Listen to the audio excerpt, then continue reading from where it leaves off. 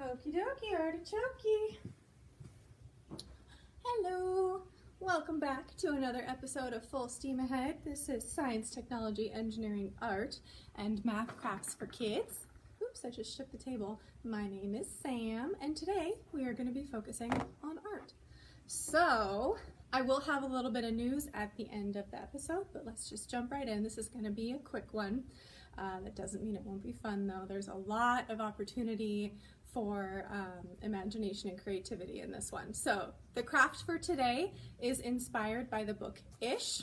This is written by Peter H. Reynolds, and it is available for curbside pickup if you're interested. So this book is about a little boy who is very interested in art, and he loves to draw, but his older brother makes fun of his drawings and says, well, they don't actually look like what you're intending them to look like. That doesn't look like a lion. That doesn't look like a flower. That doesn't look like a tree. And the poor little boy is very upset until his little sister comes in and takes a look at his drawings that he's crumpled up and thrown to the floor, and she takes them all into her room and she displays them all over the walls because she thinks they're beautiful and they're beautifully ish. It's not a tree, it's tree-ish. It's not a flower, it's flower-ish. So today we are going to be doing ish-inspired art. Now, the basic art is these almost tie-dye looking watercolors, and I will show you how to make these. Now, you could stop it at this and use these as just decoration. I made 4. You make 4 per sheet of paper. So what you could do is you could even just put them up as tiles on backing and have it be art displayed in your kid's room. Or this could be something where we take it a little bit further and maybe make some pretty origami out of what you've made, or you can take a black or blue pen or any color pen and you can trace around all of the color designs and see what kind of shapes you see and see what ish shapes you find in your own painting. So let's go ahead and jump right in. This is a very easy, fun one that we can do for any art requirements while we learn from home, particularly painting, because we're going to be using watercolors. So what you're going to need for today is a sheet of construction paper. It needs to be a kind of flimsy paper. It shouldn't be cardstock because you have to scrumple it up in order to get the right shape. So some paper, should be a light color, but it doesn't have to be white, a paintbrush, some watercolors. I just have the basic Crayola watercolors, some water and some paper towels to dry off your brush and get the other colors out. And then if you're going to be doing the tracing art, you're going to need a black or a blue pen. A felt tip pen works best. And that's it. Also, before we get started, I wanted to show you what the 2 crystals we made in our last video looked like after 24 hours. That's the red and the yellow one. So here is the yellow crystal. Here's what it looked like after 24 hours. Can you see that against my red sweater? Maybe. Get closer. There we go. And then here is the red crystal, what it looked like after 24 hours. So if you would like to know how to make your very own borax geodes, go ahead and watch the previous Full Steam Ahead video, and that will explain how to do that. But let's get started with today's ish-inspired artwork. So this is super easy. What we're going to do first, oh, and you're going to need something to prevent you from getting paint everywhere. I just have a tray. What we're going to do first, I'm going to put that aside while I fold my paper, is I'm going to fold it into quarters so that I can paint each one a different color or different colors. So I'm just going to fold it in half hamburger style and sharpen that crease with my thumbnail and do it on the other side as well. And then open it back up and fold it in half hot dog style and sharpen the crease on both sides with my nail again so we can just rip it. Or you can just cut it into quarters. You don't have to do the ripping. I just think it's more fun. All right. Plus, I've had a lot of coffee today, so I don't know if I trust my hands to be steady enough to make a nice, neat cut with scissors. Okay, so we have, oh no, that's okay. This one won't be a perfect rectangle. We have 4 rectangles, and now I will put them on my tray so that I can get to painting. All right, so all you're gonna do, super easy, is crumple it up a little bit. Don't crumple it too much, as I learned when making these, because then when you put the watercolor on it, it becomes too saturated and it rips really easy when you uncrumple it. So crumple it up a little bit, not too much. Don't be too ham-fisted with it. All right, so just crumple it up a little bit, and then we're going to take one color with our watercolors. I think I want to do purple first, get some water in there. Okay, and then we're just going to paint around the outside. Super easy.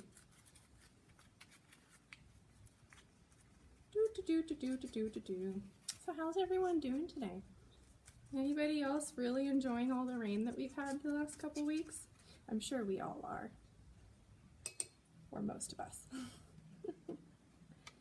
Alright, just paint around the outside. Does not have to be neat. As with all of our art projects, we don't worry about things being neat when we make art in the kids' room. That's not the point. All art is process art for us.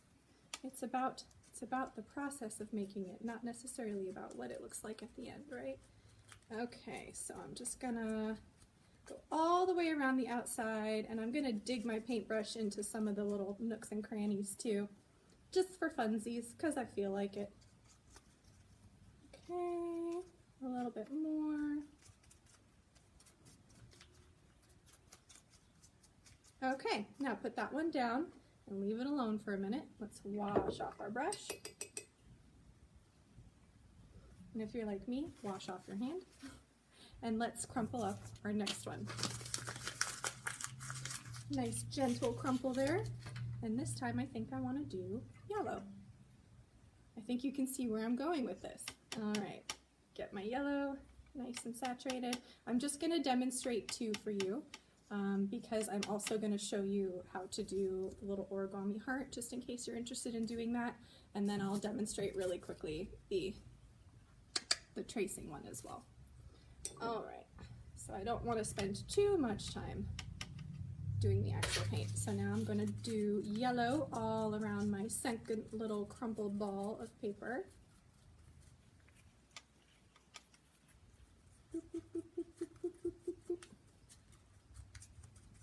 And the whole point of this exercise, like I said, is process art, so it's just to enjoy the act of making something. But because it's inspired by the book Ish, what is really happening here is we are taking enjoyment out of not necessarily worrying about what we're trying to make, but appreciating it for what it is once we've finished.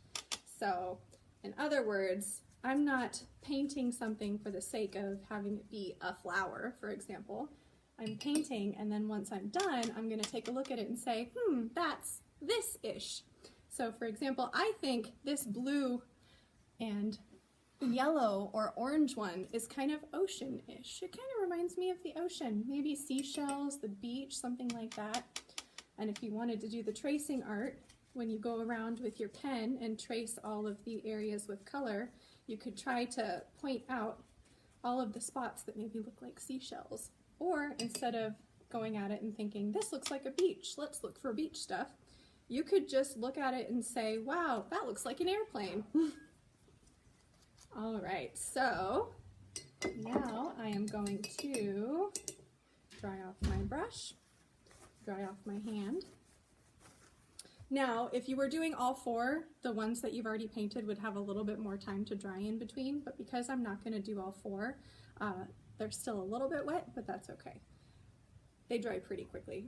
So I'm going to uncrumple my purple one, and what I'm going to do is crumple it back up again. Try to do it in a different shape following different folds, but it's not a big deal if you don't. So I'm going to crumple it back up again. And now I'm going to go around with a second color and color the outside with watercolors again. So this time I think I want to do orange. I don't know if orange and purple are going to look very good together, but we're going to find out. Alright, let's do orange. And I'm going to try to just do it in the spots where there's no purple so that I don't get a really muddy color. But if you want a muddy color, you go for it. Again, process art. It's for the joy of doing it, not necessarily for what it'll look like at the end, right? Okay, so I'm gonna go in, dig my paintbrush into all the little spots inside that show white, and then try to color in all the spots that don't have purple.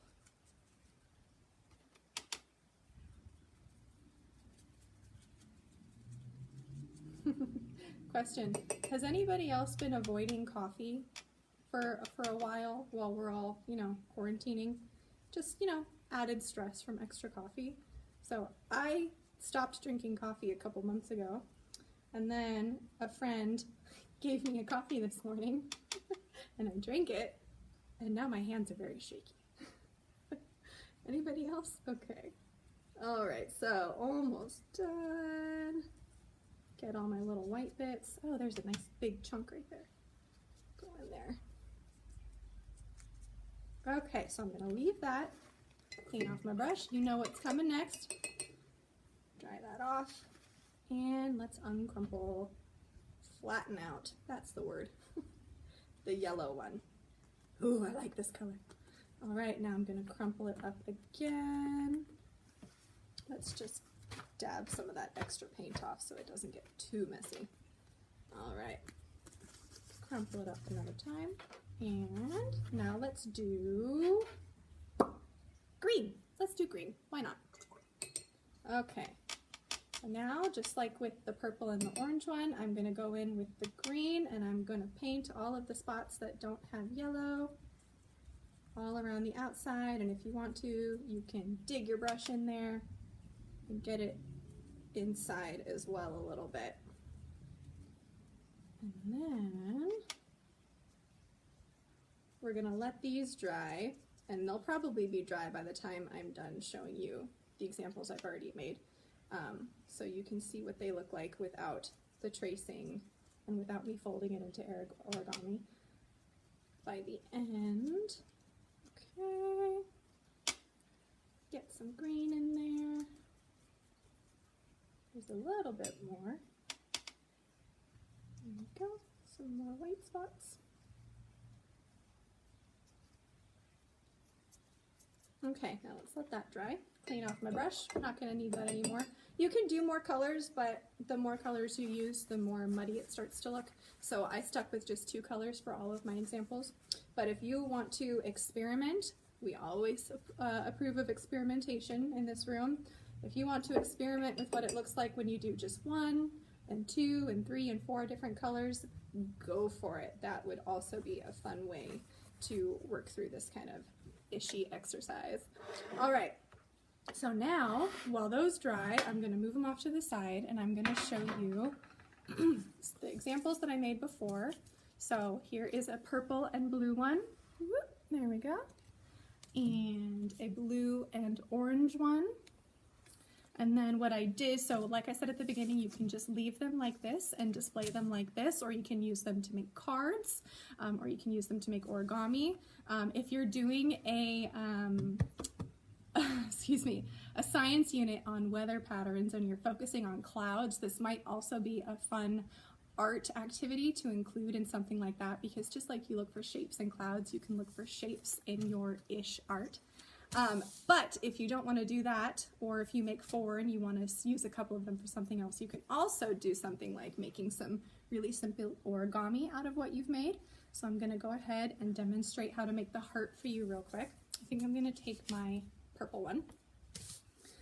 And what you have to do is really quickly, you're going to fold it along one corner like so, because first we have to make it into a square, right?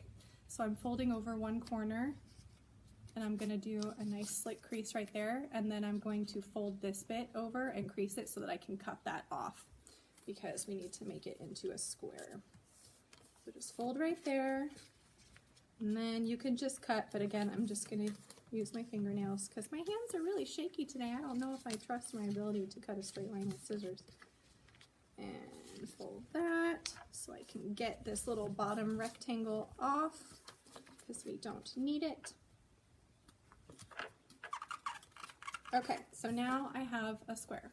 I already have one diagonal line, from where I folded it to make the square shape. So now, oops, let's make that more even. There we go. So now what we're going to do is open it up and then fold it again in the other direction so that we have the two diagonal lines bisecting one another. Okay, perfect. Open it back up. And now you're going to fold one corner in so that the tip touches that middle spot where the two lines meet, like so. And then you're going to fold up the bottom corner so that it reaches the middle of the very top, like so, almost like an envelope, like that. Now what you're going to do is from the bottom, you're going to fold these two corners up so that they meet at the top. I'll show you. So I'm folding the bottom one up like this. Okay, and then the other side.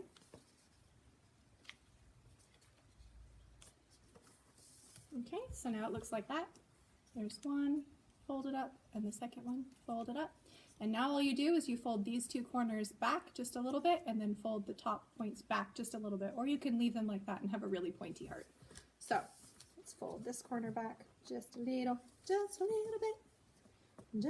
bit, like that. And I think I want to keep a pointy heart. So that's one thing you could do with your ish art, is you can fold it into origami, which is always fun. There's a notice on the screen. Let me come close that really quickly. There we go. Okay, sorry about that. The other thing we could do, unless you just want to make your ish art and you just want to explore and see what kind of shapes you can find in there, the other thing you can do with what we've made is go around with a felt tip pen and trace around all of the colorful bits, or you can think of it as negative space and trace around all the white spots and see what kind of shapes you see in that. So I'm going to do that, or at least I'm going to demonstrate a little bit of it with this purple and orange one. So what I mean by that is I'm going to take my felt tip pen and see this big giant lake of white blank space right here. I'm going to trace all the way around that, following all the dips and curves of the color. So start right here and go around and up, and there's a little peninsula right there. So I said this one makes me think of a beach or an ocean or shells. So there we go. I'm gonna inevitably be using ocean themed language when I talk about this one, because that's all I can see when I look at it. It's ocean-ish, it's beach-ish, just like the pictures that the little boy draws in Ish by Peter Reynolds, this book right here that inspired today's art craft. All right, so go around and in. So when I look at this, even without the tracing, but especially with the tracing, what I see is an ocean with islands. That's all I can see when I look at this. It is so oceany and islandy. So there we go. I have to lean so far forward. So that's a really fun craft you can do with this one as well, to just kind of expand it, unless you just want to keep on keeping on with the painting and not even worry about making origami or tracing the shapes, and just see what you see. So the two that we already made, or the two that we just made, are mostly dry now, so I'm just going to open those up real quick and let's take a look at them and see what they maybe remind us of. They're still a little bit damp, but not too bad. Here. If yours are still damp and you want to take a look at them, don't try to draw on them yet, because your pen will just go through it if it's too wet. But you can just take a look and see what they remind you of. This one makes me think of daisies. I think this one is daisy-ish. Daisies on grass on a sunny day. Can you see that it is so blown out? Oh, maybe. There we go. That one makes me think of daisies. What does this one make me think of? I have no idea what this one makes me think of. I'm in a floral kind of mood. Maybe it makes me think of roses. I'm gonna go with roses. It's rose-ish. All right, so that is today's craft, inspired by Ish by Peter Reynolds. So the whole point of today is to first practice process art, so it's just the act of making it that is the enjoyment here, but also to kind of practice seeing what is there instead of what you intended to be there. So instead of setting out to draw a flower or setting out to paint a tree, we just paint for the sake of painting because it's fun and it's enjoyable, and then at the end we see what we see. All right, so that is today's art craft. I hope you got some ideas for things you can do to meet an art requirement while we learn from home. And now for news. So I do still have 4 literacy backpacks available. If you would like to pick one up, you can give us a call and we'll set up a curbside appointment for you to nab one of those. They come with 5 picture books. They may be fiction, they may be nonfiction. They are all picture books though. And 1 themed DVD or CD, as well as a song and rhyme sheet and 1 educational toy or game. So if you want one of those, give us a call. I did also want to let you know that 1000 Books Before Kindergarten is now live virtually. So we've been doing it physically with the paper logs the whole time. If you have completed a 500 book log, or if you've completed the challenge and reached 1000 books, please do give us a call so that I can set up an appointment for you to pick up your halfway prize or your finish prize. Or if you logged 500 and have reached 1000 since the shelter in place started, we can set up a curbside for you to pick up both prizes. But we've been doing it with the paper logs the whole time, but because it's very hard to, obviously we can't meet in person, and sometimes it's kind of hard to get a hold of people, for you to get a hold of us or for us to get a hold of you, either way. We now have, sorry, I'm really rambly today, aren't I? We now have 1000 Books Before Kindergarten on Beanstack, which is the same software that we used to run our reading program this summer. So if you would like to sign up, you can just follow the link on the website on the kids page under 1000 Books Before Kindergarten, or you can go directly to Mendo Library, that's MENDOLIBRARY, .beanstack, BEANSTACK.org, and it will take you directly to our 1000 Books Before Kindergarten landing page, and you can go ahead and sign up for Beanstack if you haven't used it before, or you can register a child reader if you have used it before for summer reading. If they're already registered, then all you have to do is register for the specific 1000 Books Before Kindergarten challenge. It is only for children ages 0 to 5 because we do want you to be finished before kindergarten.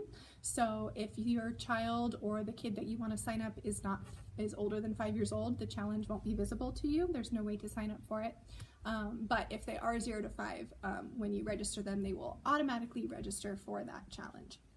So if you have any questions, please feel free to give us a call and we can go ahead and walk you through the process. Or like I said, if you have completed your 500 or 1000 or both book logs on paper, give us a call and I can set up an appointment for you to pick up your prize or prizes. All right, so I hope you have a fabulous day. If you would like to participate in Storytime on Friday, that will be at 10:30. I will be out of the library for 1 week, so I will not be here next week. There will be no Full Steam Ahead and there will be no Storytime the last week of November, but I will be back the first week of December to schedule as usual. I hope you have a fantastic day and you've been enjoying the rain, and I will see you for next week's science craft, okay? Have a wonderful day. Bye-bye.